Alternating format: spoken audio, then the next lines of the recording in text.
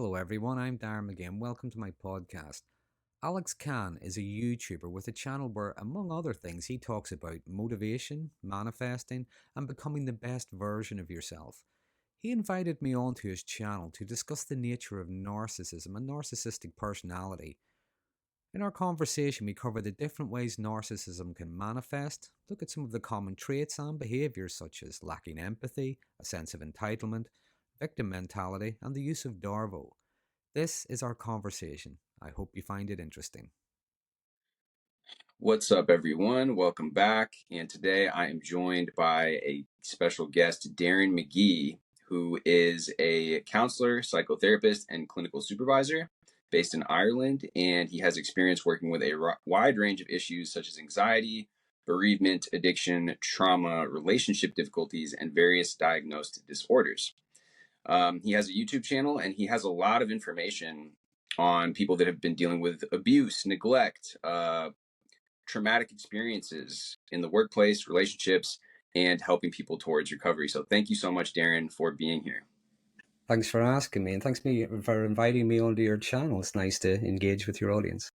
Yeah, absolutely. And I've been kind of just going through some of your content here. And like we talked about just a minute ago, obviously a lot of people deal with all kinds of emotional issues, a lot of traumatic experiences. And I think a lot of the times it begins in childhood. But lately there seems to be, we talk about CTPSD and all of these different things, but I think that the environments that people have been growing up have caused them as a defense mechanism, and correct me if I'm wrong, but to kind of adopt unhealthy patterns of behavior. And in one of the main patterns that seems to have emerged lately, and you can see this on the internet trending now, is this issue of narcissism and and being engaging in behavior, which is that a defense mechanism? Is that accurate to say that? Or I'd say it is. First of all, I would say that narcissism, as unpopular as this might sound, everybody has elements and levels of narcissism. There can be healthy levels of narcissism. Narcissism is like it's your own best interest. It's your ambition. It's yeah, your self-care. You're looking after yourself. You're working somewhere. You want a promotion, so you're going to work hard to get that promotion. You go on a date. You hope they're going to like you. So pardon, I should have mentioned I do have a bit of a cold. Um, so there can be a healthy level of narcissism, but if you look at it this way, it's like everybody experiences anxiety. Not everybody has an anxiety disorder. Okay, right. so sometimes what you're looking at is it's a disorder of narcissism. Those things, if you will, they get ramped up through the ceiling. They become heightened. Sometimes it doesn't even have to be a disorder. You just have very, very deeply ingrained behavioral traits and belief systems, and they can be very unhealthy. And yes, you're right, they can be a defense mechanism. I've sometimes referred to them as maladaptive defense mechanisms. Right. And I think that, yeah, I mean, there's, the human beings are so complex. So Mm. there obviously isn't one size fits all for this. I think that as adults, and different people are at different levels of emotional maturity. So it could be that it continues to be a defense mechanism into adulthood. It also maybe could be that at a certain point, these people are making the conscious decision to do this because they want more validation. They want that control. They kind of want to be Captain Kirk, as you mentioned. They want all the Yeah. glory without putting in the effort. And the best way that they know to do this is to use manipulation because their other ways haven't worked for them. Or if somebody wants to, that's why you see people that will cheat when it comes to professional sports or cheat in different circumstances, right? They want the reward even though they're unable to get it in the normal way.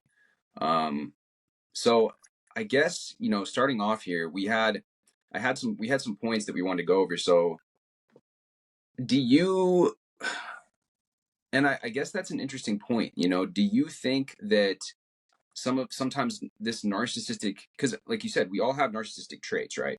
And so even somebody like myself, I can acknowledge that, yes, I do like to go to the gym. I do like to take care of myself. I do actually also enjoy, putting myself out there, having this YouTube channel, Mhm.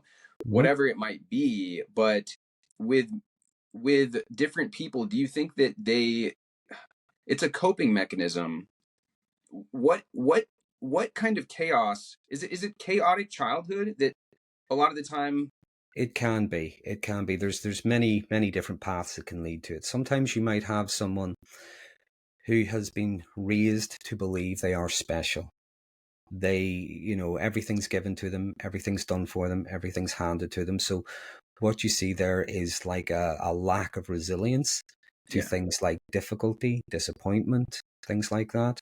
Um, so they just believe they're very strongly entitled. It's theirs by Mhm. right. They get the medal. They don't even have to enter the race. They get the medal just by virtue of turning up. Yeah. Um, so they can't really cope with things like disappointment whenever they meet someone who is maybe more accomplished than them. Um, there can also be someone who, on one hand, they're treated like they're worthless. They're only of value if they perform certain ways. If they come home from school, they've won the prize for whatever. The parents are living vicariously through them. So they're only of value if they're only of value when the love is conditional, if you will. So they kind of reject that part of them that, well, I'm going to have to fail at some point in my life. I'm going to have to learn things at some point in my life. I'm not always going to be the biggest, the fastest, the strongest, the wisest, and all that sort of thing. There's many. I could be here all night just talking about this one point. There's many different paths to it. Yeah. There is the I suppose the age old question: is it nature or is it nurture? So there could be something by nature. It could be something inherited. It could be Hmm. something in the genes. There can be something going on there. A lot of the time, what I believe is it's learned behavior. People learn what works for them, so Yeah. they keep on doing it. Now, when it doesn't work for them, that's when they get very confused, they get very angry, they get, sometimes they'll go into a rage, sometimes they'll go into what's known as like a narcissistic collapse. There's many different ways it can manifest, but it's like they keep doing the same things. One of the things I mentioned in one of my videos once, I think, was the difference between the change in a person and the change in a tactic. What they do doesn't work, and rather than do a little bit of self-reflection, okay, maybe this isn't such a good idea, or maybe there is a better way of going about what I need to do, they just try a different tactic to do the same thing. Yeah. Yeah. Absolutely.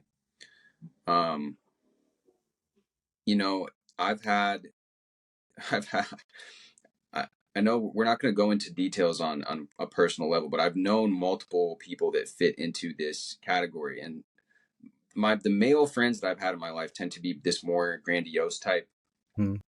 Um, and more recently, I've encountered the covert type, and it seems to me that while there are like certain similarities, I mean, the grandiose, they're very easy to spot, Mhm. and the same thing happens though, where they want this result, right? Mhm. They don't want to put in the work, so they're willing to betray someone, they're willing to stab somebody in the back, they're willing to.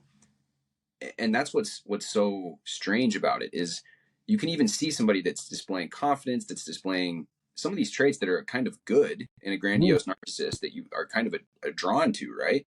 Yeah, they are um attractive qualities. Yeah, yeah, some of they, them they can are be attractive attractive qualities. qualities, and but then it's like they do something snaps, they didn't get some certain result they wanted, and it's like they're willing to forego years of friendship, Yeah. and trust for something that in my mind, or possibly to another onlooker, would be like, what, like, it doesn't make sense. Yeah.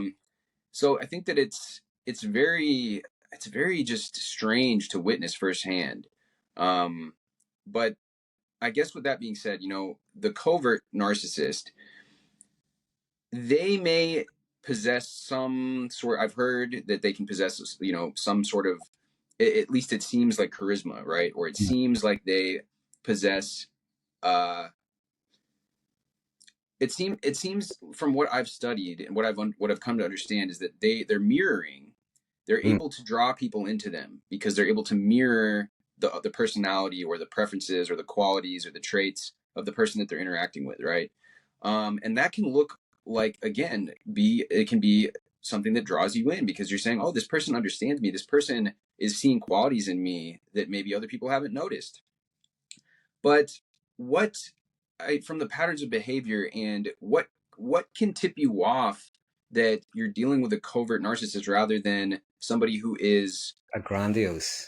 a grandiose and also somebody that might just be an empathetic person or an understanding person, right? Because the Mm. qualities that the covert displays, right, is like they find, they're very observant, they'll find things about you, mirror them, like I said, and maybe give you adulating compliments about them. um so yeah, I'd love to hear, your how you identify, how do you. Well, that's it's a bit of an ask. What I would say is the difference with a grandiose narcissist, you can generally spot them. It's almost like they arrive with a fanfare, you Yeah. know, and everything in the conversation is about them and how well they're doing and their new promotion and their shiny car and all the rest of it. The conversation keeps getting turned around to them. Um, Covert narcissism is different. You do still have the sense of grandiosity, but or the sense of entitlement and all of those things. But the difference is with the grandiose, you see an arrogance. With the covert, you see this. It's like life has treated me very badly. Life has treated me very unfair. I could have been had it not been for, lists of excuses. And yes, they can seem quite compassionate. They're interested and they mirror and they do all that sort of thing. And that's very, very hard to spot because in the early stages of the relationship, yeah, you're getting to know each other, you're learning from each other, and you're noticing you have things in common and so on, as you do in any relationship. The best way to spot, I think, is when you just recognize long term recurring behaviors.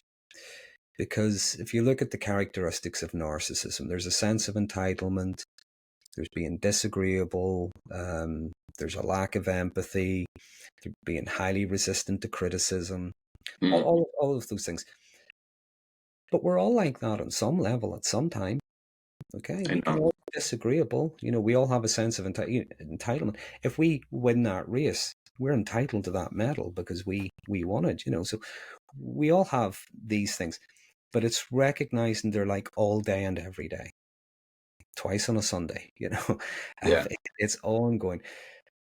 With covert narcissism, what you often have is someone who lives, it's almost like a sense of a life of unfulfillment, is the way I would put it.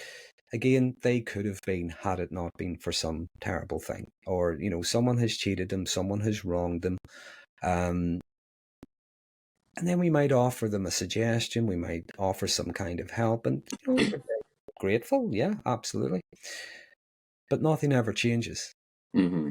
And the more we try to help, the more we try to encourage, it's the way I phrase it is every solution has a problem. Yeah.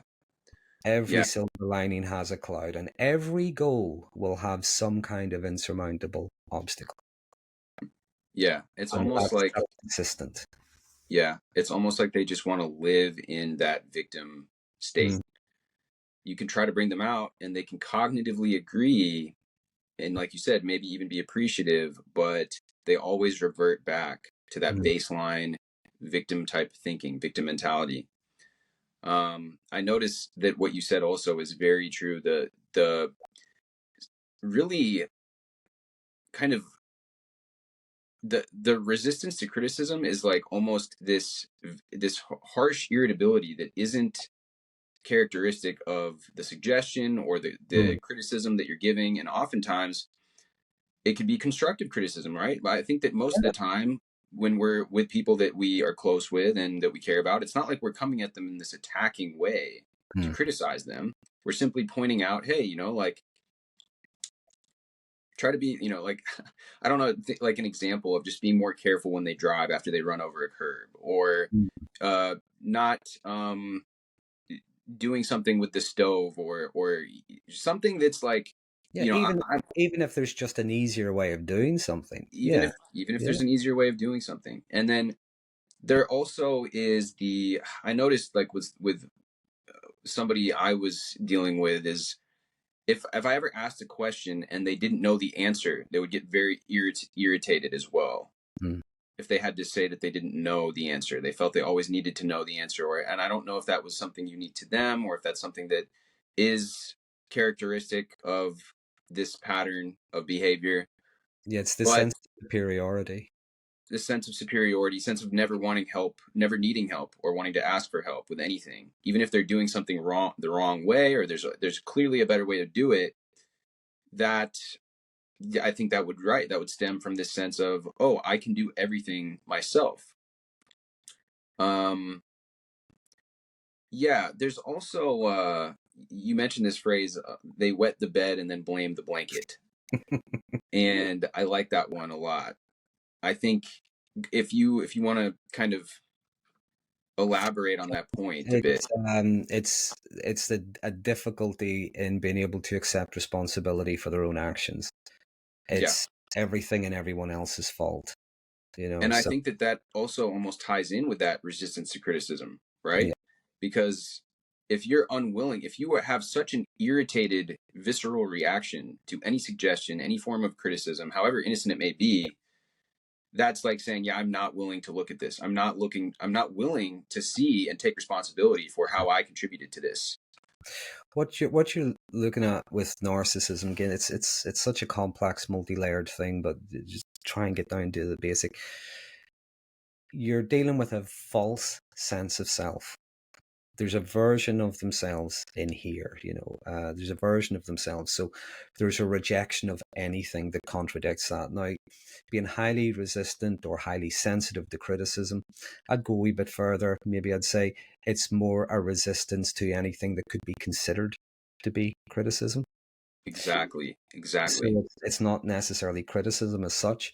It could be a different opinion. It could be a disagreement. It could be anything. It doesn't have No to. kidding. Yeah. Yeah. Pardon me. Even someone just knowing something they don't. Again, Hmm. another characteristic is being highly competitive. Um, Rather than just say I don't know the answer to that. That's something that I noticed as well. That it's more than just being highly competitive. Also, it's like that if you beat them at anything, and it could be a match or a sporting thing.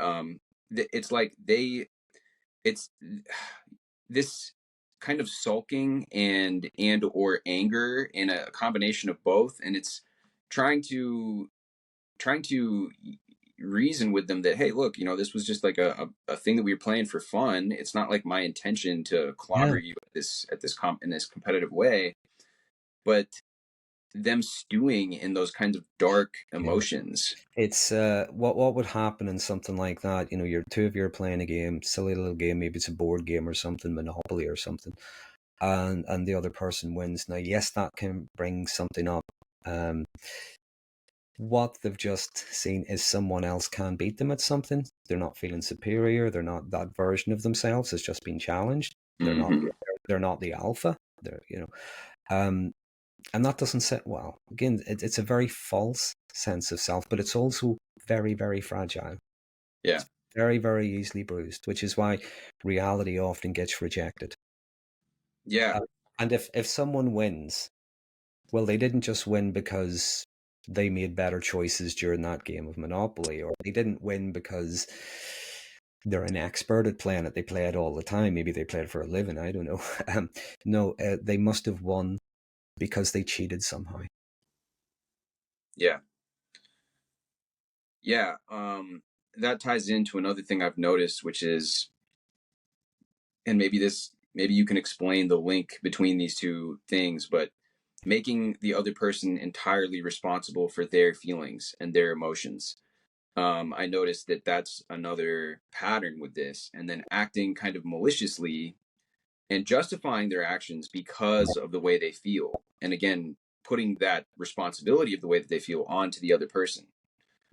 Um, if you'd care to kind of Well, there can be a lot of things going on. A lot of the times, the narcissism can be co-occurring with other things. It can be co-occurring with things like borderline, histrionic, antisocial. So you get a lot of crossovers, leakovers. There can be different things going on. But if we're just talking about narcissism, there is not the same as you. Yeah, it is similar, but not as intense as you would find in borderline. There's like an emotional dysregulation Mm-hmm. because there's a lack of empathy doesn't just necessarily mean they don't care about people. Lack of empathy can lead to a lot of things. It can mean they can struggle to self-reflect, Mm-hmm. pick up on things like nuance and so on. So they might recognize they're in pain, they're hurting, but they don't necessarily know why. They can't actually name it. They can't regulate it. So if they're in pain, the other person must have hurt them. The other person Yeah. has done something to upset them. Now, maybe they've challenged their worldview. Maybe they've challenged their belief in something. Maybe they've even just disagreed about something. So that false self has now been attacked. And remember, it's very fragile. Yeah. So they react in a way, and it's even when it's like a narcissistic rage and it can come out, it's very aggressive. Sometimes it can be very, very abusive. It's a maladaptive way of them trying to protect that sense of themselves. They dump a lot of their own stuff onto other people. They accuse other people of doing the things themselves, and Yeah. depending on where they are in that spectrum and how aware they are, um, yeah, maybe they know exactly what they're doing, but other times they just lack that insight. Right. And then that ties into, kind of that's what projection is, right? So Mm. what exactly, uh, you know, is that's another coping mechanism? It's another defense when they're feeling these bad feelings, they feel like they need to accuse, they need to project, Hmm. they need to shift blame onto the other person. Yeah, you might have heard this phrase. It's a phrase that's commonly used, particularly within narcissistic families. They call it the scapegoat. Mm-hmm. Usually, what you're talking about is one of the kids that would have been held accountable, responsible for all of the family's misery. You don't have to have been raised in a narcissistic family to be a scapegoat. Sometimes it's the partner, sometimes it's a friend they hang around Yeah. with, sometimes it's somebody in the workplace.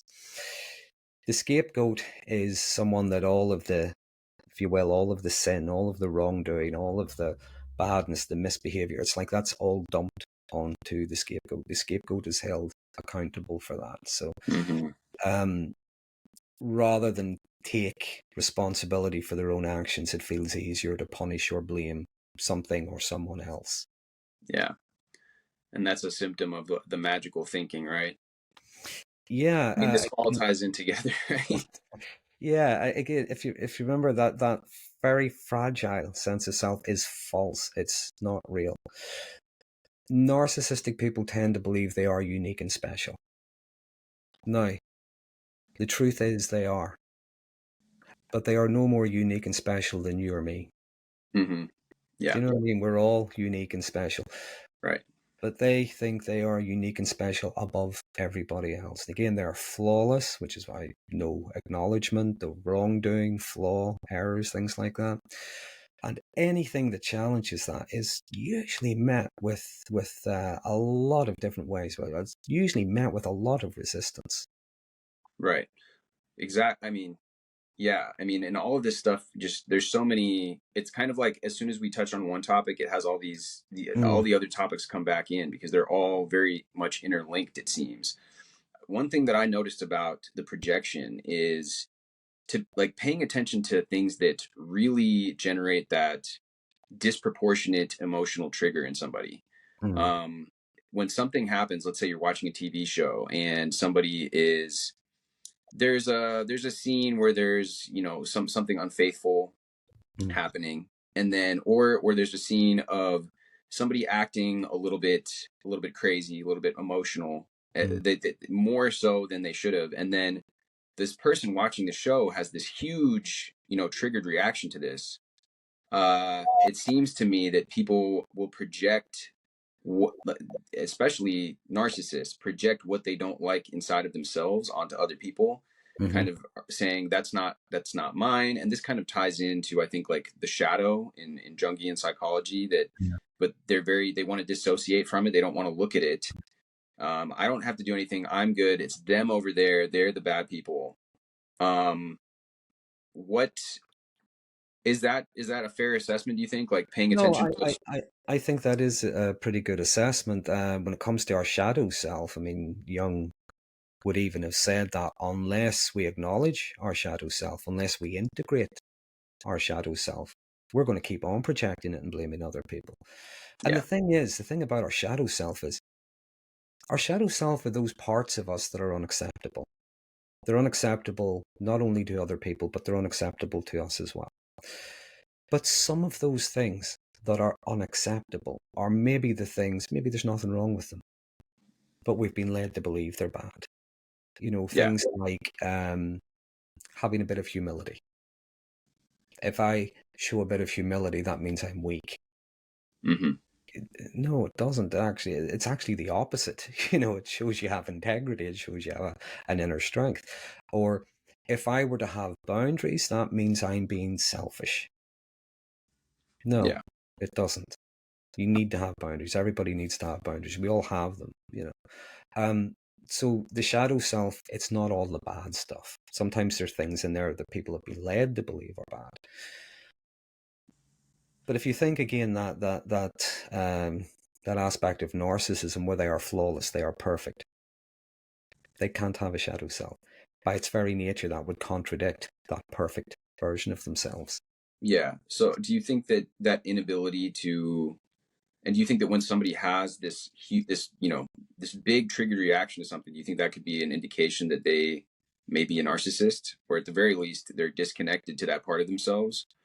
Well, again, it comes down to the individual. I mean, anybody could watch something on TV and it really, really upsets them. Mm-hmm. Mm-hmm. And then whenever we get really, really upset, yeah, we might get a little bit angry, we might get a little bit distant, whatever. We can generally rein it in. We recognize afterwards, you know, even if our reaction was out of proportion to something, and we could say to someone, look, I'm sorry, that brought up something in me and it didn't mean to, you know, come out the way I did. Right. With a narcissistic person, they haven't done anything wrong. The fact that someone has pointed out their reaction or their behavior now adds to the fact that they're being wronged, if you know what I Yeah. mean. Yeah, exactly. Yeah, and that's what I mean is, like, that shows in the first example, that shows a sense of honesty, a sense of owning Mm. up to, yeah, I did Taking overreact, responsibility, yeah. and like you said, it brought something up for me, and that shows that you're being transparent with the person. Whereas the alternate, like, just that incredible unwillingness to acknowledge that there might be something a little bit out of place there with that emotional reaction to that is a little bit disconcerting. I mean, sometimes you get this, and it's tough, like, doing this because you want to be able to identify this type of behavior, but I think sometimes it comes as a feeling, like a gut feeling that you have. It's Right. like something's not quite right about Yeah. this. But I mean, it's just fascinating the level of projection that people will do, especially accusing you. There's another phrase I've heard where the accusations are their confessions, because they're accusing you of something that you haven't done. You aren't even thinking of doing, but it gets you unstable. It destabilizes you. It says, why are they accusing me of this? Did I do something that led them to believe that I could have been Mm. doing? And then it causes you to question yourself, right? And takes it takes the spotlight off of them, right? Yeah. Yeah. And it's a very insidious thing, like projection. But again, I think it comes down to, like you said, noticing the patterns. If this is Yeah. happening over and over again, because I interpret it as insecurity sometimes when they're projecting, when they're saying, oh, did you do this? I'm thinking, well, maybe they had something in their past that somebody did something like that to them, and now they're feeling insecure, and so I need to assuage Yeah. those feelings. But how do you observe and know that this is actually projection rather than some form of insecurity? Or Again, it depends on the individual. Sometimes you get someone and the way they behave, it's like it's just jumping all over the place. You know, whatever the accusation is, it's not even staying to the one thing. It's like it's leaping all around the place. And sometimes the things that they might be saying, they do sound a little bit childlike. Sometimes they might be, the reasoning, rather, I would say, sounds a little bit childlike.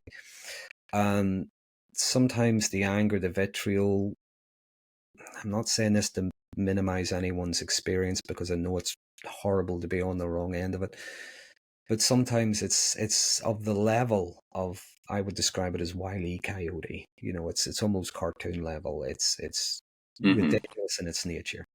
Yeah. Even though it Yeah. still hurts, it can be very painful. But then Especially there are when other times you get someone there's else to no say it's not evidence always that, narcissism. There can this be thing that other. they're projecting onto you has actually occurred. They're just kind of running off with this whole narrative that they've come up with.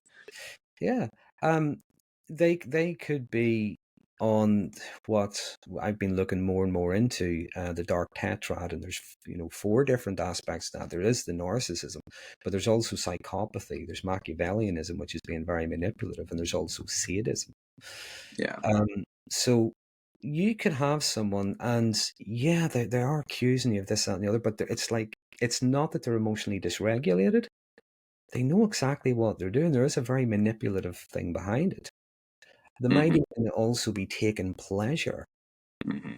from the other person's distress. Yeah. Because the other person is trying to reason with and trying to justify and trying to explain things that they know nothing about. Right. Do you know what I mean? And how do you how do you defend yourself against someone who can tell you something like, I know exactly what you're thinking? I mean, really, like, you can see thoughts, but Exactly. you're trying to defend yourself against someone that can claim they can mind read. Yeah. Yeah. And it's super manipulative. I also think that, it's easier to spot in person, but when somebody's on the phone, or they're doing this over text, it's harder to deal with, because you're not able to read, like you said, there's so many things that can tip you off into like what's Mm. really going on with somebody when you're in their physical presence. But yeah, I mean, that ability, and then like calling you and then screening your calls, and that it's there's so many just different manipulation tactics Yeah, that can go on with the phone as well. there's something I sometimes say to people, when I talk in groups and things, or I'm giving a talk to whatever. If you allow someone to have access to your phone, there's nothing wrong with that, by the way. Nothing wrong with it. But if you allow someone to have access to your phone, you need to ask yourself a question. Are you doing it because you trust them? Or are you doing it because you have to prove to them that you can be trusted? Because they're two very different things, aren't they? Yeah, yeah, they are.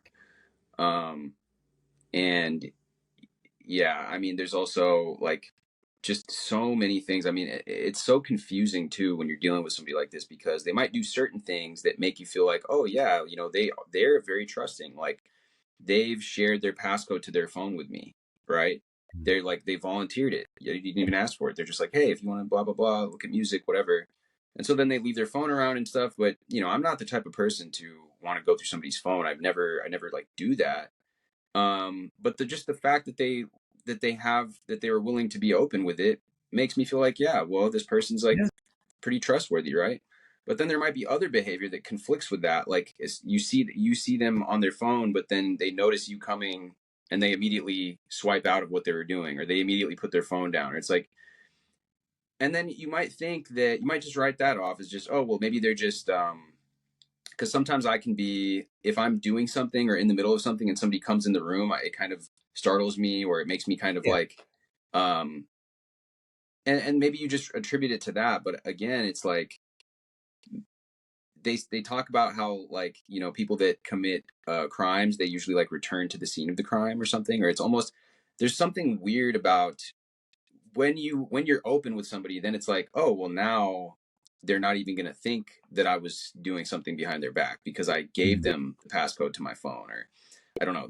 And again, there's no hard and fast rules with this stuff, but that's why it gets so confusing, because there's all these like mixed things going on.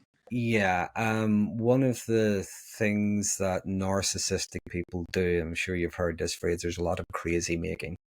Yeah. They Yeah. are things that don't make sense. Now, human beings, as a rule, we don't like things that don't make sense. You know, Oh, we yeah. we like things to make sense. We like to see cause and effect, rhyme and reason. We like to be able to put things in boxes, identify things. This is not my phrase, but someone else said this, and it made me laugh.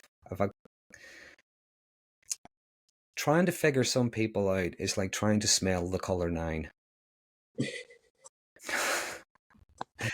They just make no sense. Yeah. And we don't like things like, I've been decent. Why am I being treated like this? I'm trying to be honest. Why do I keep getting accused of lying? What I did was within good intentions. Why am I being accused of being manipulative and cold? I said no because I didn't have the time. I didn't have the resources. Why am I being accused of being selfish and heartless? Do you know what I mean? Yeah. It makes no sense to us. Yeah. Also, the more we give in, the more we back down, the more we try to pacify someone, try to placate them. It's never the fact that it's never enough Hmm. because they keep wanting more. That drives us insane. We keep Yeah. thinking there's something wrong with us, and everybody at some point in a situation or an environment or a relationship with someone who behaves like that, sooner or later, they do start to wake up and they realize, actually, maybe I'm not the problem. Hmm. Yeah. And yeah, no, absolutely. And especially when, in certain situations that I've been in, I have had those firm kind of boundaries where they're doing the crazy making, right? And then I'm like, well, no, that's like not what happened. They're running off with this other narrative, and I'm saying that's not what happened. But then what happens, the manipulation kicks in where they say, you never give me a true apology for what you for the pain you caused me or whatever. And so I'm like, okay, like if that's really true, I can apologize for this thing, even though I don't think that for example, like sending a text in a certain time or at a certain time of day, or not texting in a certain time of day. And I'm like, had this conversation before. First of all, I'm not a big fan of texting, but okay, like, all right, I'm sorry, I can text you at this time of day, right? But it's like as soon as you give that 1 inch, Mm. now they run off with a take a mile with it, because now they're saying, oh well, now this person has admitted some fault, Yeah.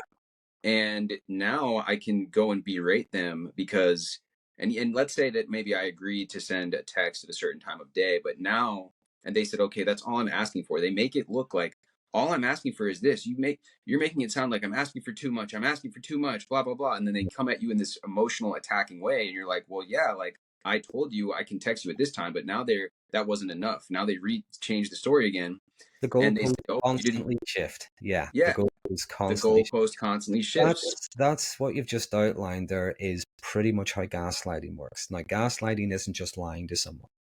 Hmm. It can be at its very minimum. What you've just said didn't happen. That's at its very, very minimum. It's trying to rewrite someone's narrative, someone's reality. Very skilled manipulative people, the gaslighting is something that takes quite a bit of time to perfect, and it's a little piece at a time.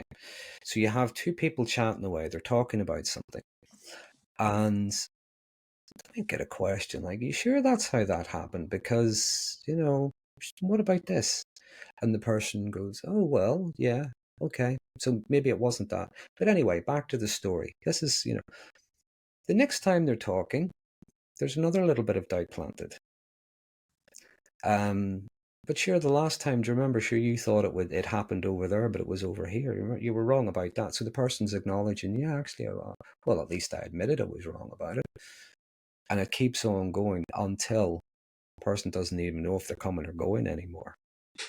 They're lucky if they can remember their name. Sometimes, the way some people will manipulate. Doesn't matter what they do or what they say or what they call the other person out on. It didn't happen. Didn't happen the way you remembered it. If it did happen, it wasn't as bad as you're saying. If it was as bad as you're saying, well, you were clearly to blame. Did you see what I'm getting at? And it's a Yeah. little piece at a time. person's sense of reality, sense of themselves gets undermined a little piece at a time. It's not always Yeah. just jumping in with, barefaced lies. Right. Yeah, exactly. Because over the course of time, they've planted in that Mm. your freedom, your boundaries, your ability to, let's say, go hang out with your friends, or go do this, or spend time with other people, or anything, has all been framed in this light of you being selfish, of you being potentially a cheater, potentially going out to do these things because you were doing things behind their back. Again, it goes back to projection, because that's the way that these people think. That's the way that they are. That's probably what they're doing, or Yeah. maybe what they want to do. And then you get to you think, and the twisting of the words, the word salad. Mm. Um, you say one thing, but they take it and they make it out completely into something else. You're saying, I wanted to hang out with my friends, and they're painting it this story that you're saying that you want to go to the clubs and hook up with other girls or something. It's Yeah. like, that's not what I said at all. Yeah. It's not even in the same realm of, but I, or it's like, yeah, I want to go get a drink with my friend at the bar, or at a place, and then, yeah, that becomes that version of events, right? Yeah. So, You would rather hang out with them than me. You must really hate me. You put them above me. You think more of them than me.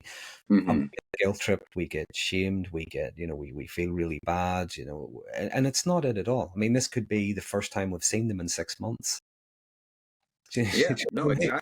exactly. Yeah. Yeah, it's the other thing about relationships like that is what people find is they, again, a little piece at a time, they start to become isolated from their friends, Hmm. from their family, people that care about them. Yeah. And this is the thing about why it's so hard to spot. If you were to meet someone and you go on a first date, and the first thing they say to you is, by the way, I don't like your hair like that. You're going to have to change your hair and lose the beard. I don't like beards. Um, okay, do you have any friends? Well, the last thing I want is for anyone else to have your attention because you're supposed to worship me. Yeah. Okay. And so I've decided I don't like your friends. They're not good for you. By the way, how about your family? Okay, they sound really nice. Well, the last thing I want is for you to have people in your life that care about you because they'll be able to recognize and identify when you start to go downhill. Yeah, exactly. So the best thing you could do is to stop having any contact with them. Now, if you went on a first date with someone like that, do you know what? I'm going to hazard a guess. There wouldn't be a second one. You Yeah, know what I mean? exactly. So No, it's a little tiny subtle piece at a time. yeah, it is. And there'll be tears and things too that come out in these conversations to make you feel as if going to hang out with your friends. And now if they give you that, now they say, oh, I shouldn't have done that, and you can go hang out with your friends. But there was all these tears and all this fanfare.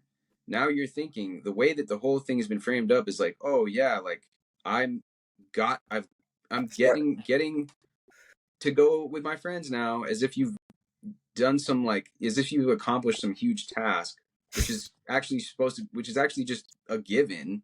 Yeah, And so it's like a frog in the water, like you said. It happens very slowly over time. yeah. We don't always see it, but this is the thing. I say everybody at some point realizes something's not right, and it happens in different ways. Now, sometimes someone might go on YouTube. They might do that thing that everybody does. They type in the search, why the hell do they behave like this? And then these list of videos come up and they go, right. Other times they might just be watching a movie. They might even be sitting with the person. The two of them are watching a movie, and the very thing that's going on in their relationship is going on here. Mm-hmm. And they're thinking, bloody hell. Mm-hmm. So there's an awareness, or they might be talking to someone else, or it could be anything, but sooner or later something starts to click that something's not working. Now, different things start to happen. Sometimes people might try that bit harder because they know it's not that healthy. So if you remember, there are very attractive qualities. So we are attracted to those qualities. We're attracted to the person that we fell in love with. And what we try to do is we try to bring out the best in them. Yeah, exactly. And the more that happens, you find the more entrenched they become. Yeah, This, it's such a weird phenomenon too, because and I'm curious, what do you mean the more entrenched they become in their, the more that we try to bring out the best in them, how does that work? this is speculation on my part, okay? Uh-huh. Yeah. The reason why the more entrenched they become is because they find what they're doing is working. Mm, yeah. This is something that I do a lot of videos on, like, manifestation, Mhm. and I don't know if you're familiar with Neville Goddard and any of the people in this kind of spiritual No. space that talk about, but basically they talk about, you put it, I mean, when it comes to manifesting, just the law of attraction, all that, the more that you think one thing, the more that you'll see that, right? And so a lot of people in this space, they want to put out that positive intention, and they want to see the best in people. They want to see the situation for what it could be. And so as do I. And I do believe in that.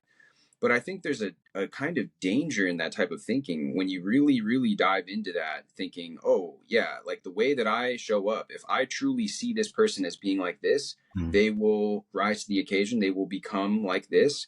Yeah. You can almost kind of delude yourself into thinking sometimes that you actually can bring out the best in this person when they actually keep showing you little signals and little signs here and there that that's actually not, like, they're Yeah. not willing to do that. They're not willing to become that version of themselves, that better version of themselves. They're not willing to do introspection. They're not willing to self-improve. They're not willing to reflect upon their actions and the impact it's having on you and those around them. And the another confusing thing about this is that they can be very cognitively able to understand this. Like, let's say that you're reading self-development books together, you're listening to them in the car, and you're reading books on forgiveness and how to do all these things, and they can cognitively understand it. They repeat back to you, and they actually have an intellectual understanding. Yeah. But and that can confuse you because you're thinking, yeah, that I'm making a positive impact in this person's kind of awareness, and but then they revert back to these old behaviors or these old patterns, or you see this glimpse of they're justifying something that was actually, terrible behavior. Mm. And you're like, what is really going on here? How are they telling me one thing? And that's another weird thing is, yeah, and probably a very telltale sign is when their actions are not lining up with their words. um It is a strange thing because you could be talking to someone who is very, very intelligent. They could probably do the square root of pi down to about 10 decimal places or something. They are, really, really intelligent. They could be very creative. Um, on an emotional level, no, not so much.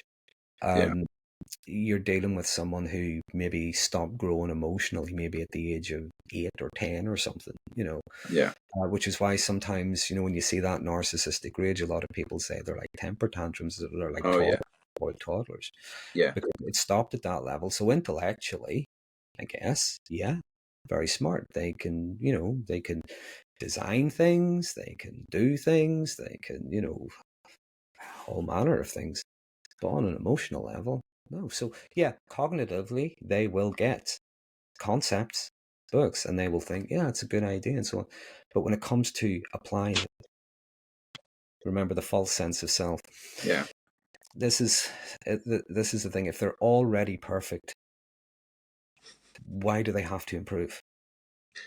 And that's what's so weird, because there's got to be a huge amount of cognitive dissonance when you're listening to these books, analyzing these things, doing self-improvement, and they may be even picking up better habits. Let's say that you're going to the gym, you're eating healthier with this Mm. person, and you're doing all these things to increase the quality of life.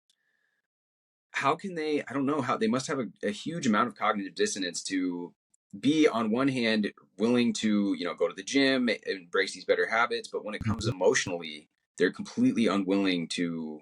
Maybe they try, maybe they make an attempt, and everyone is, like you said, is different on the spectrum, but Yeah. maybe they just can't. They just Mm. snap back, or they get back around other people or other things, and it triggers them. They just snap back and revert to those old ways of being. I think, I mean, yeah, you get people who they will work very hard while they're in work because they want to get to the top, they want the promotion, things like that. So, and they could be very, very good at what they do. And yes, they could be going to the gym. There is something to be said for when we look good, we feel good.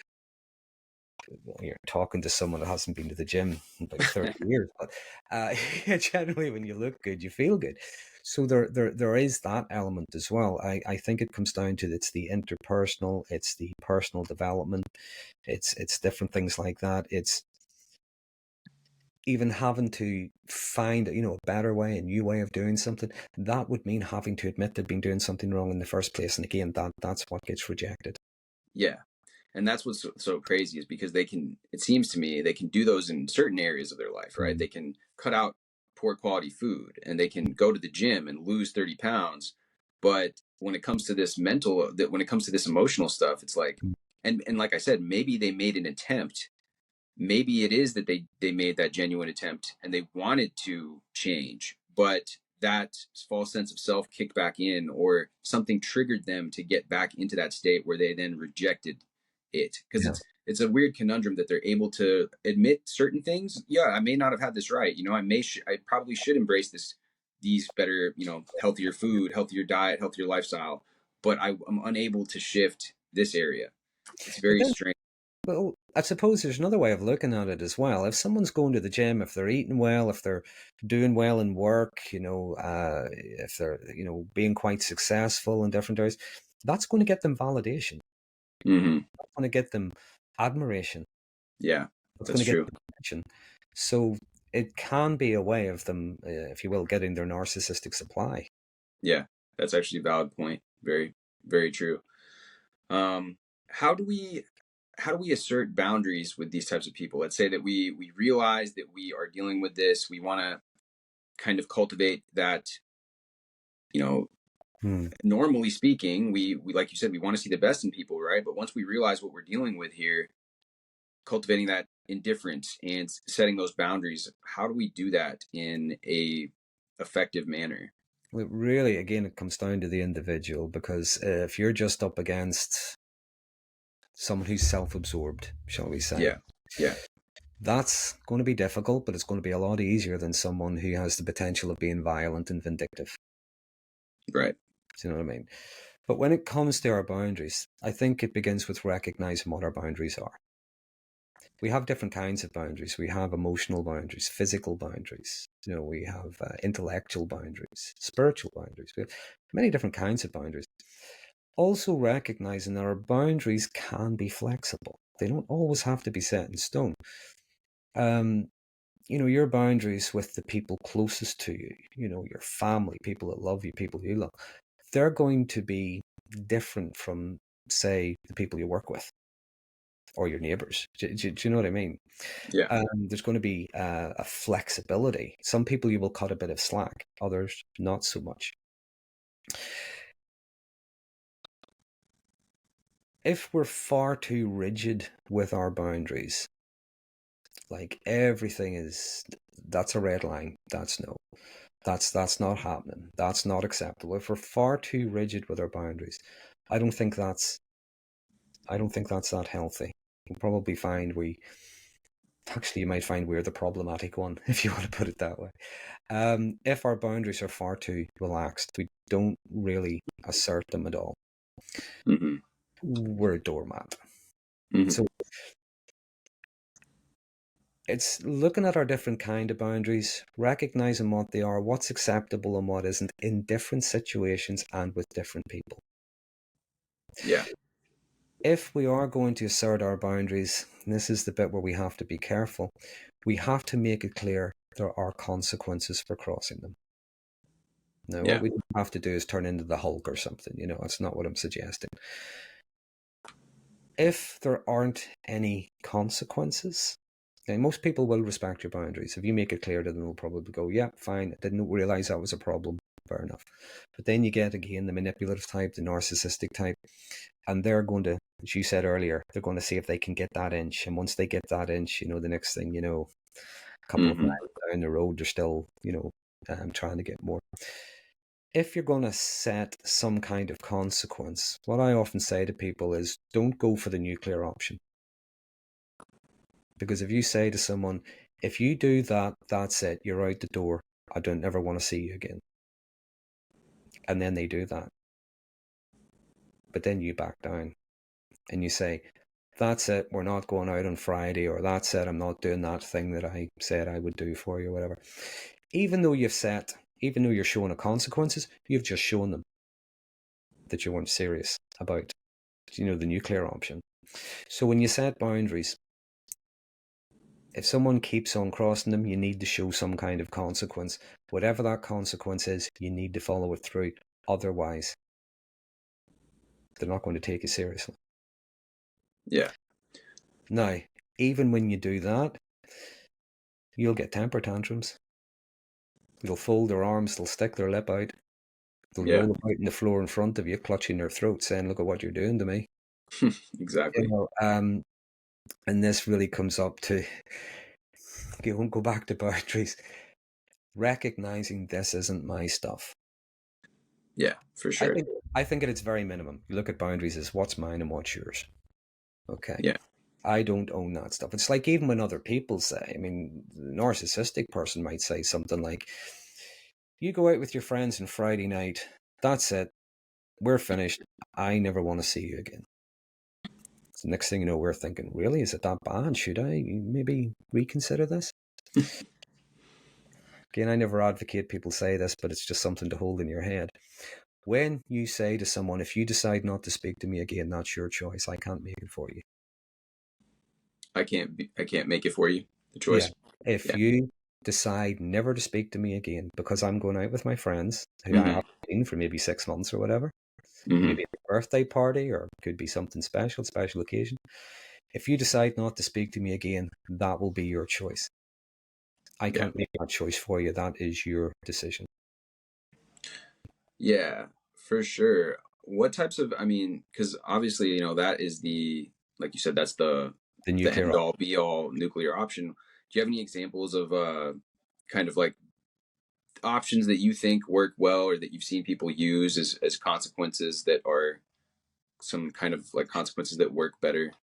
Well, in more places like workplaces, they're generally consequences, because there's things like procedures, there's codes of conduct and things like that. In personal relationships, it's a lot more difficult because, again, we have to come up with these things ourselves. What I would say about consequences is not necessarily doing something to deliberately take away something from the other person to hurt them. That's not necessarily what we're doing. But it is showing a consequence, such as, you mentioned the phone earlier. Okay, you're going through my phone, you keep looking for stuff on the phone, there's nothing on the phone, but you keep going through it, and that's it, I'm changing the password, you're not getting access to it again.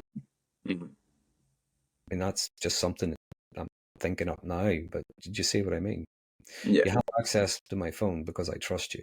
You're misusing that trust. You're actively looking for things. Now, if you don't trust, that's your issue. Or maybe it could be something like, if they keep having these tantrums that we're talking about, look, if you don't do something to make an effort to get this resolved, whether that's going to a therapist or taking a certain form of medication, or literally just stopping this behavior, then and again, I would be, because it's like, what consequence do you want to put there? I don't know what the consequence would be, but it would be, then maybe we need to. I'm just wondering, I mean, again, it depends on the relationship, it depends on the person, and so on. Someone does throw a tantrum, okay, we're not discussing this any further until you calm down. We'll discuss this when you're feeling better. Or I'm not answering any more accusations. Or you know, things like, or I've already answered your question. You know, I mean, that's a way of asserting your boundaries. Yeah. True. A couple more things. Would you care to tell us about Darvo a little bit? Darvo is, you point something out. It doesn't even have to be anything major. It could even just be a small thing. I left a bar of chocolate there. Where did it go? I don't know. Wasn't me. So the first thing you get is denial. It Hmm. never happened. I didn't say that. It's not the way you remember it. Or, there's just complete and utter denial. Right. After the denial, usually at the same time as well, the denial comes, but then there's an attack on the person who actually pointed out what happened. Hmm. So there's an attack on them. Okay, you're mentioning a bar of chocolate. I made you a cup of coffee 3 years ago, and you still haven't said thank you. Or Hmm. what about that time you did this, or what about that time you said that? And none of this has got anything to do with the missing chocolate, by the way. No. Yeah. But it's an attack on the person. It's an attack on their integrity. It's an attack on their motivations. Um, it's a way of deflecting away from the actual issue. And what they're doing as well is they start to change the role. Someone has pointed out they've eaten their chocolate, and they're now in a position of victimhood. They're being wrongly accused, falsely accused, or the fact that they're being accused at all, is completely out of proportion to the actual incident itself. And it could have been something as simple as, did you eat that chocolate? I bought that earlier. I was going to take it from a lunch or something. Yeah. And just for the people watching this, Darvo stands for deny, attack. Deny, attack, reverse, victim, offender. Yeah. The And the the offender now becomes the victim. The yep. victim now becomes the offender. Yeah. And it's a manipulation. It's just to destabilize the person, right? To throw them Yeah, off, yeah, to point the accusations at them. So now now they are defending themselves rather than yeah, looking at what this person's doing. yeah. They have to defend themselves usually against something that's not real at all, or something that could be out of context. You know Something. what's even crazier is to stack on top of that is once you defend yourself, now they're like, "Why are you getting so defensive?" Yeah, yeah, yeah. The fact that you're being defensive is evidence of your guilt. Yeah, Yeah, exactly, right. It just yeah. stacks. They just stack these things on top of each other. Mm. Um, I, yeah, I I would mean, say just like the gaslighting, I often say that it can be hard. It takes a lot of practice. You just stick to the point. I just asked who ate the chocolate. I just asked, did you take the chocolate? I'm not accusing you of anything. I'm just asking, did you take it? Yeah, we yeah, and just you're we saying that just we just stick to the same point. We sound like, and I know it's a kind of antiquated kind of phrase, given it's the 21st century. We just keep saying the same thing. We're like a broken record. Mm-hmm. Yeah, yeah, yeah. Um, is that? I mean, do you think that's how we handle gaslighting? That's how I would handle it. We Yeah. just we just stick to the point. We stick to the reality. Now, it doesn't mean that just because someone says something doesn't necessarily mean they're gaslighting us, because they might have a perspective we hadn't considered. They might have information we didn't have. We could well be wrong.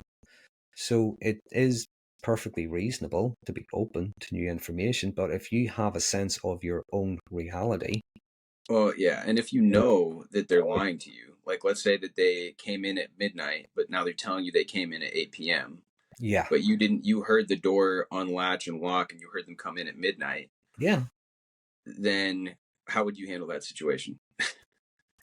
I'd stick to the 8 p.m.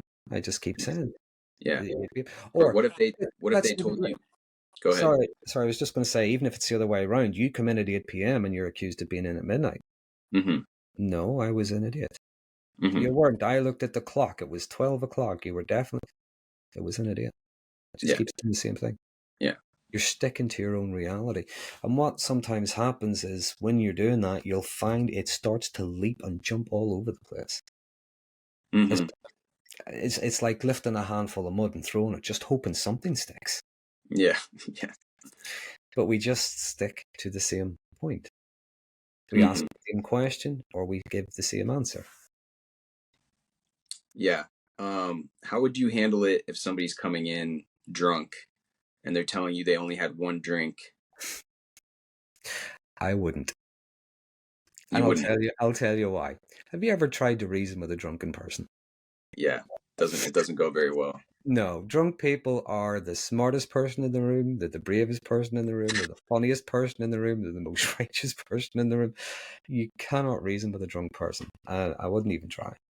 Yeah. What about the following day? The following day, Well, yeah, when they're not drunk anymore. maybe just ask them, how much were you drinking last night? One drink. Well, just as you're saying that, it reminds me, the comedian Billy Connolly. I don't actually. Oh, Billy Connolly, very famous Scottish comedian. I thought you'd be aware of me. He actually lives over in America now. Um, he used to make this joke from his perspective, like his joke. He used to say that his wife used to think a pint was about this size, Yeah, yeah, because he'd be saying, "I'm just nipping out for a pint with Billy." He'd yeah, come back later like this. So his wife thought a pint was, like yeah. three No, gallons or yeah, something. Yeah. I can Um, relate. I can relate to that. yeah. Um, Again, why someone would lie about being drunk or how much they drank, I mean, that's entirely up to them. There could be any number of things going on, but if they're just going to keep on denying it, it's still just handling your reality. You do not necessarily need another person to validate what you already know to be true. Right. Well, how would you set a boundary with that, or how would you set consequences with that, with something like that? Hmm,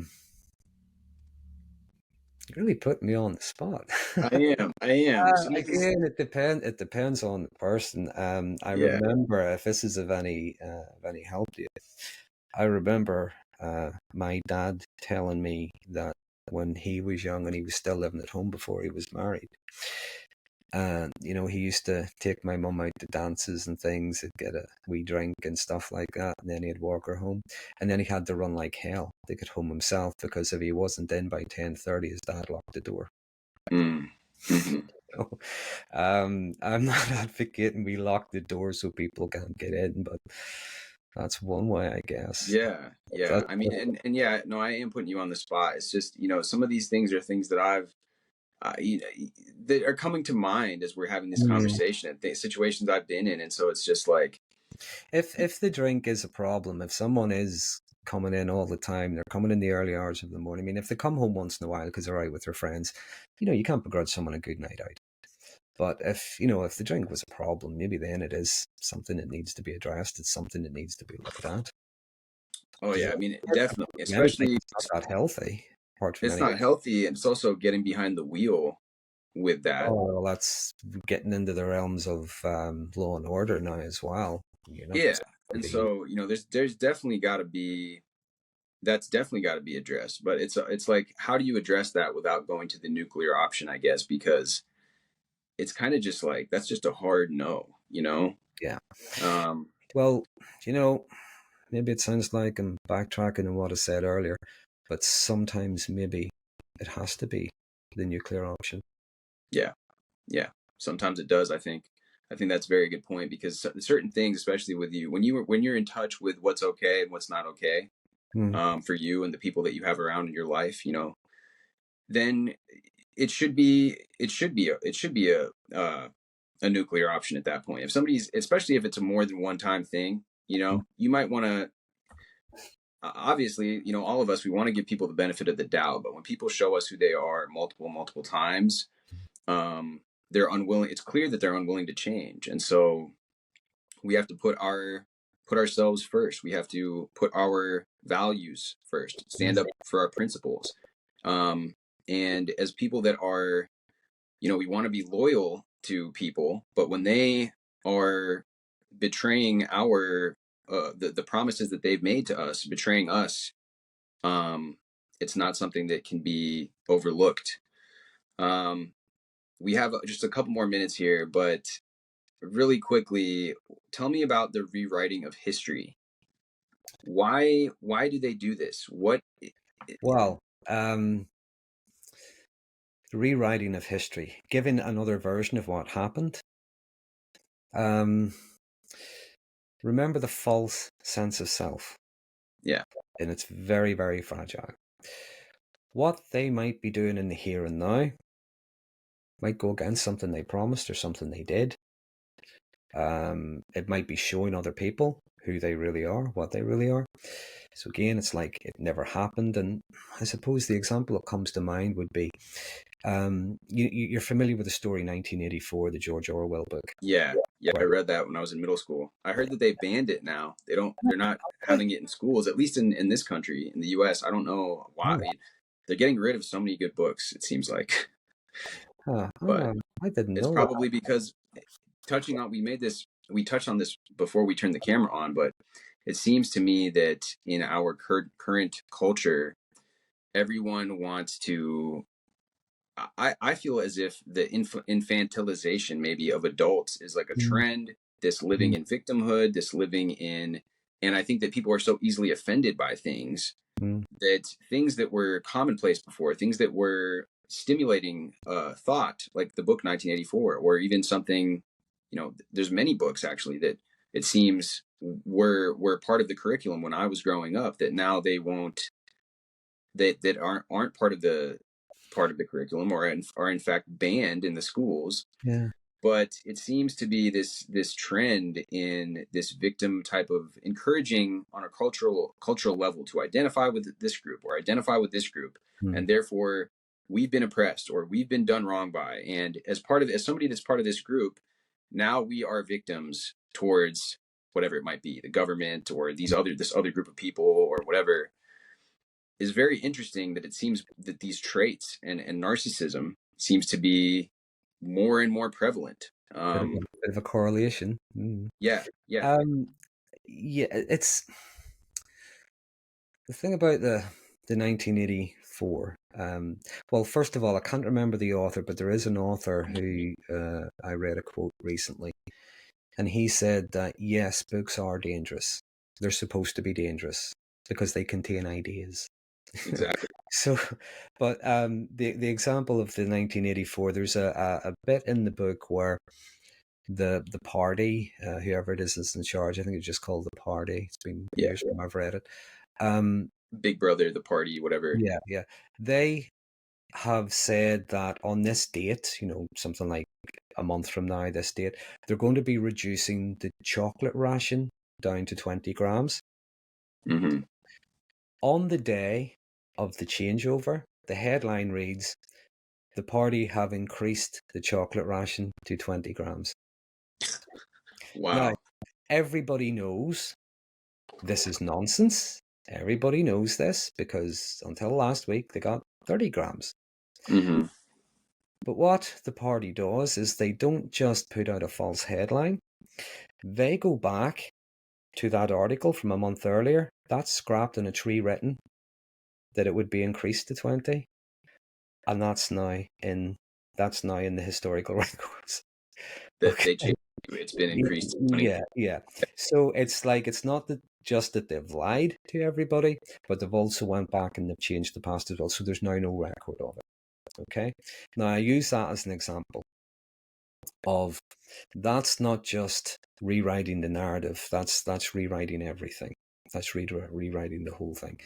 And what you get with narcissistic people, again, remember that fragile sense of self. It's very, very fragile, can shatter very, very easily. So what you see is a rejection of anything that challenges that. So even the past, something that a conversation you had yesterday, last week, a year ago, it either didn't happen or it didn't happen the way you remember it. Yeah, Or what I really meant was, or I think you'll find that, or you fail to mention, all of this kind of stuff. And what that's doing is that showing what's going on in here and now is the reality. Just yeah, just just like just like the article in the paper, it's now being increased to 20 grams. Um, and again, that is crazy making. yeah. And And and if it's someone has been subjected to that for a long period of time, again, the little bits of doubt, that little piece at a time, um, they're finding it very hard and they're thinking back and they're trying to remember the conversation. And it doesn't help whenever they're saying, no, but at that time, if you remember this, and then they're told, yeah, but that's not what you said a week ago. That's not what you said yesterday. That's not what you said a minute ago. And the person's trying to remember what they said. Yeah, it's weird because it seems like these people, they keep like a mental tally of any time that you've ever even said anything that was remotely um offense, that they took offense to or anything. Mm-hmm. Whereas I don't keep a mental note of all that stuff. I know that these people have said stuff like that to me, but I'm not here. I don't have a laundry list of it written up in a notepad like maybe they do, or maybe they do mentally somehow. I don't know how they're able to Well, remember those things, sometimes, but sometimes they might well do. Yeah, yeah. But yeah, remember, what you said, even if it was a week ago, they might have laughed. They thought it was funny, yeah. or No, they might have actually, even agreed with you.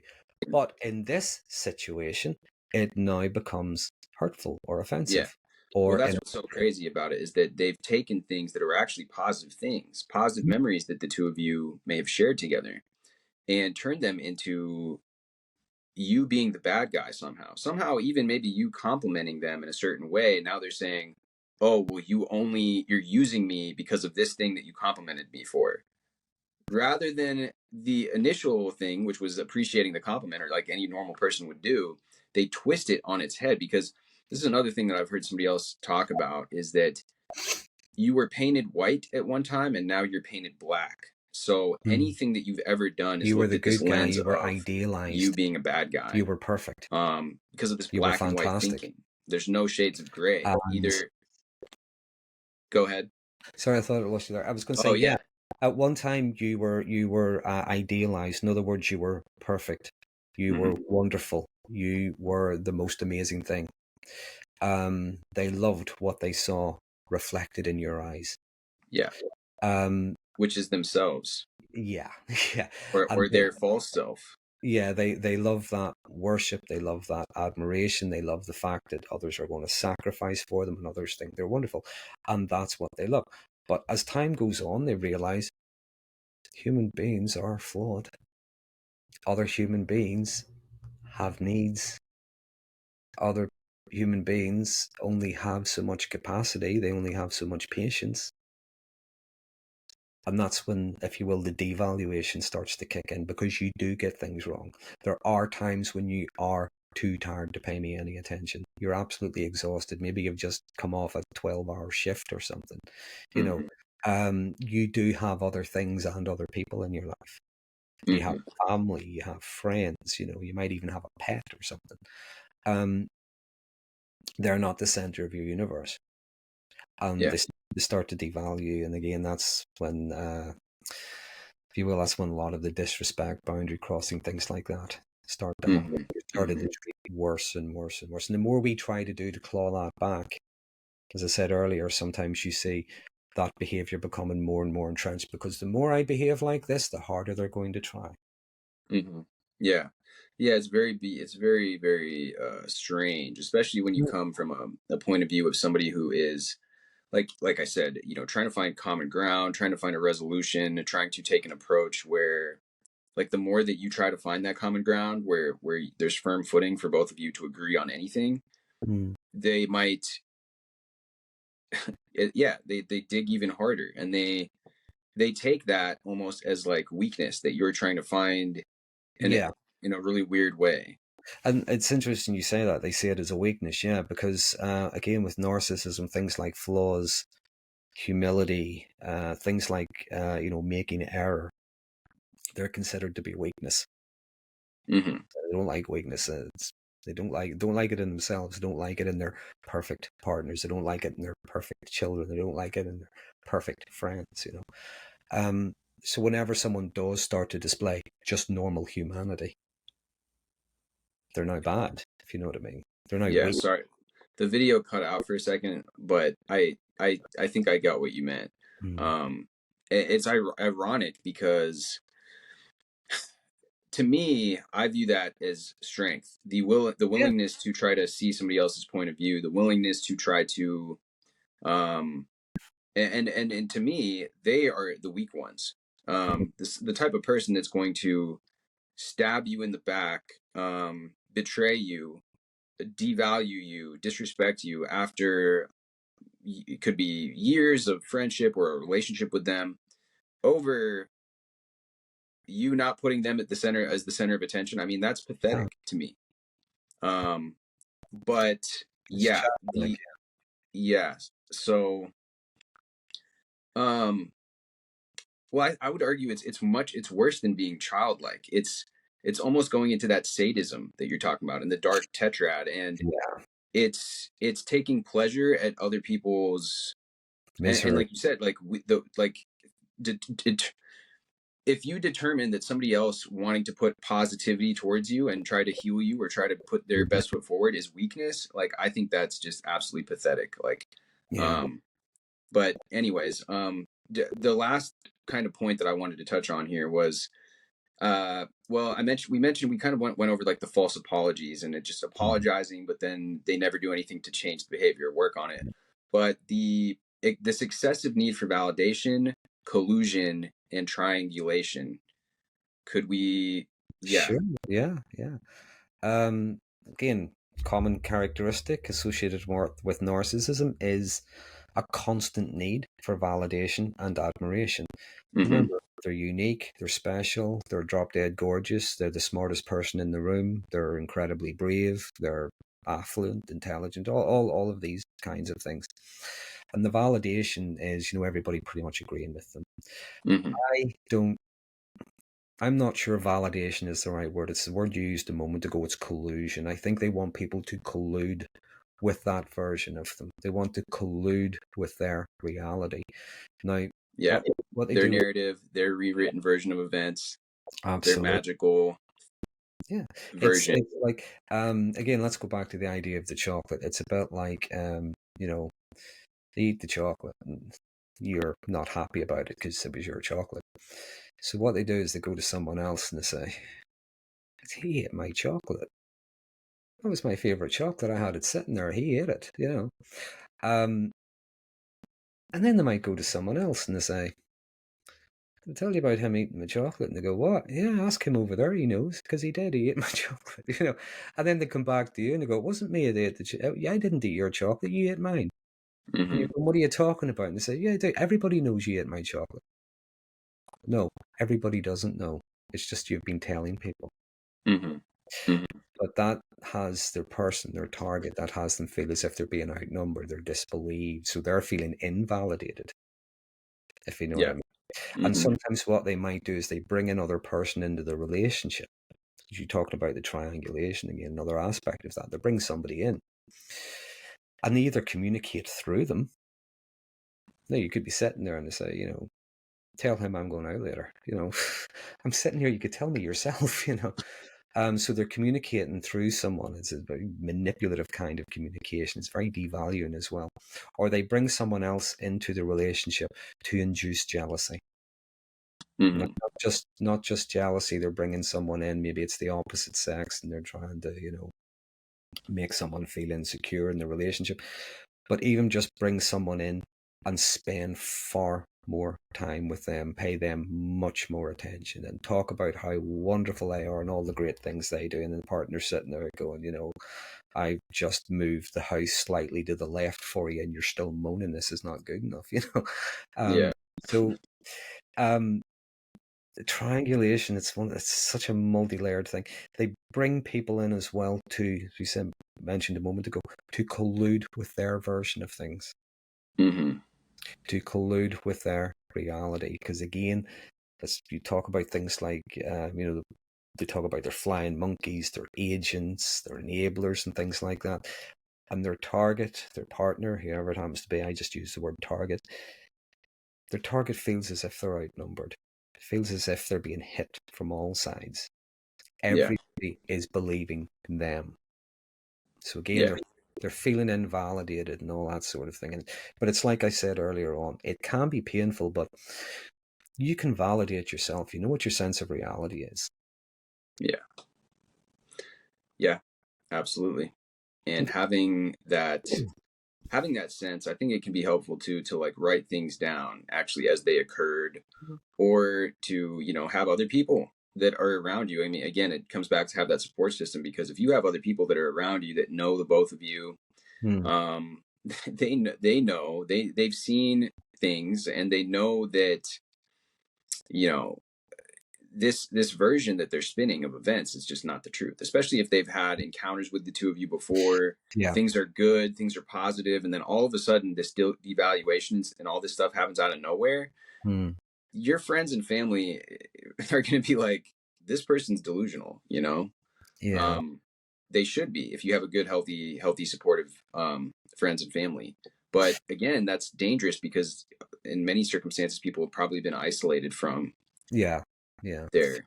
And if that's the case, I mean, what I would say to people is, if you cannot, first of all, maybe try to reconnect with old friends you haven't seen in a while, family members. And we can feel a bit embarrassed. We can feel a bit, what if they start asking me questions? Well, you know what? Chances are they will. That's perfectly all right. They're going to ask, where the hell have you been? We haven't seen you. How are you getting on? Yeah. But generally what you'll find is they're glad to see you. They're glad to hear from you. And you don't have to tell your story straight away, and you don't have to pour it all. You don't have to tell them anything at all. It's up to you. You can tell your therapist,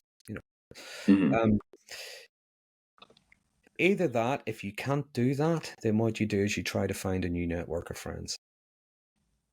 It doesn't have to be anything massive. It doesn't have to be, you don't all have to be, going off on adventures together, whatever. It could just be talking to people in the coffee shop. Yeah. It'd be talking to people in the workplace. If the guys in work are planning something at the weekend, ask if you could go along. It doesn't have to be anything massive. Just little, small, tiny things. Yeah. You just start to create your own support network. Yeah, absolutely. And that can be, so massive for people now, especially it seems like we become more disconnected from people than ever, especially after 2020. Yeah. But I think that having in-person, interactions with people and having those friends around you is, and that's tough too, because you might end up running into some more narcissists. Well, you might, but you might not, though. You might find. But this is the thing I was going to say. I mean, we might run into more narcissists. Remember, we're talking about a spectrum. Sometimes we're just going to meet someone who is just self-absorbed. That's it. And there's maybe no harm in them. They don't get what's going on with you, because what's going on with them is much more important. Yeah. In case you can, give them lip service, whatever, but you don't have to fight with them. With those people, they're not going to go through these stages of devaluation and disrespect and all, and gaslighting and no. I mean, every single manipulation tactic that's in the book. It seems like these people have gone through a handbook on manipulation tactics. Well, this is it. I mean, it's a curious thing is, the belief in being unique and special and all the rest of us. Like I said earlier, they are, but no more than the rest of us. But if they were as truly unique and special as they think they are, why are there so many articles, books, YouTube videos that can outline pretty much everything they're doing? Right. And once you become aware of it, it actually becomes extremely predictable. Yeah. The types of behavior, the type of things that they're going to do. You know what's coming next. Yeah. Yeah.